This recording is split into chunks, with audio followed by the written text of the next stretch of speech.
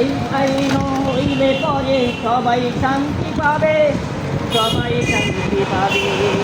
আর দুঃখের দিকে যারা লিপ্ত থাকবে গোবরে, তারা সব সময়ও এই আইনের বিরোধিতা করে। আল্লাহরই হুকুম তো মানে না মোটেও, আবার তারা বড় বড় কথা বলি ভবি, বড় বড় কথা বলি ভবি। ৮০,০০০ আলাম যার আল্লাহরই কুদরাতে, বাড়ির পাশে ৮০ নগরে প্রতি বছর করে।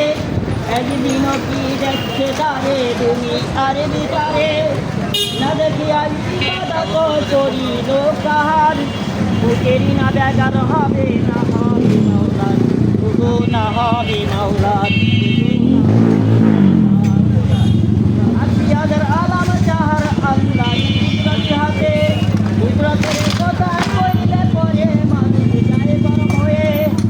আল্লাহর কোরআনের আইন পাঠ করো বলি বলি, ওগো পায়ে দরিয়া বলি, ওগো পায়ে দরিয়া বলি।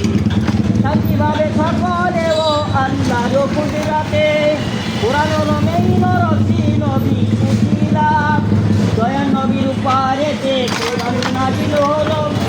এই কোরআনের আইন যদি হয় সমাজের বিচারে, দেখবা কত শান্তি আছে আল্লাহর তরফ থেকে।